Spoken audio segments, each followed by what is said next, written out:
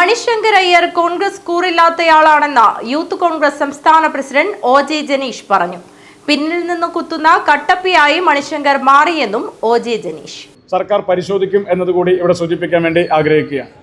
ഇന്ന് ശരത്ലാലിൻ്റെയും കൃപേഷിൻ്റെയും ഈ രക്തസാക്ഷിത്വ ദിനത്തിൽ നിൽക്കുമ്പോൾ തന്നെയാണ് കേരളത്തിനകത്ത് പിണറായി വിജയൻ സർക്കാർ കഴിഞ്ഞ ദിവസങ്ങളിൽ കൊണ്ടുവന്ന് ഇവിടെ മണിശങ്കർ അയ്യറിനെ പോലെ ചില ആളുകളെ കൊണ്ടുവന്ന് പിണറായി വിജയൻ സർക്കാർ മൂന്നാമതും അധികാരത്തിലേക്ക് വരുമെന്നുള്ള പരാമർശങ്ങളൊക്കെ നടത്തിക്കൊണ്ടിരിക്കുന്നത്. സർക്കാർ ചെലവിൽ സർക്കാരിൻ്റെ ഒരു പരിപാടിക്ക് വരുന്ന ഒരാളെ സംബന്ധിച്ച് കോൺഗ്രസിന് വേണ്ടി നല്ലത് പറയുമെന്ന് കണക്കാക്കാൻ സാധിക്കില്ല. അദ്ദേഹം മുൻ കോൺഗ്രസ് നേതാവാണ്, മുൻ മന്ത്രിയാണ്, മുൻ കേന്ദ്രമന്ത്രിയാണ്. അത്തരം കാര്യങ്ങളെല്ലാം ഉണ്ടെങ്കിൽ തന്നെയും ഇവിടെ കേരളത്തിനകത്ത് പിണറായി വിജയൻ സർക്കാരിൻ്റെ ഒരു പരിപാടിക്ക് വേണ്ടി കടന്നു വരുന്ന സമയത്ത് പോലും അദ്ദേഹത്തിന് കോൺഗ്രസ് താല്പര്യങ്ങളുണ്ടെങ്കിൽ കേരളത്തിനകത്ത് കോൺഗ്രസ് രാജ്യത്ത് തന്നെ കോൺഗ്രസ് അധികാരത്തിലേക്ക് തിരിച്ചു വരാൻ വേണ്ടി പോകുന്ന ഏറ്റവും പ്രധാനപ്പെട്ട സംസ്ഥാനമായ കേരളത്തിൽ പിണറായി വിജയൻ സർക്കാരിൻ്റെ ക്ഷണം സ്വീകരിച്ചുകൊണ്ട് വരുന്ന സാഹചര്യം ഉണ്ടാകാൻ പാടില്ലായിരുന്നു. എന്നാൽ അദ്ദേഹം വന്നു എന്ന് മാത്രമല്ല, ഇവിടെ വന്നതിന് ശേഷം പിണറായി വിജയൻ സർക്കാരിനെ പ്രകീർത്തിച്ചുകൊണ്ട് പറയുകയാണ്, ഈ സർക്കാരിൻ്റെ കാലഘട്ടത്തിലാണ് ശരത്ലാലും കൃപേഷും പോലുള്ള ചെറുപ്പക്കാർ രക്തസാക്ഷിത്വം വരിക്കേണ്ടി വന്നത്.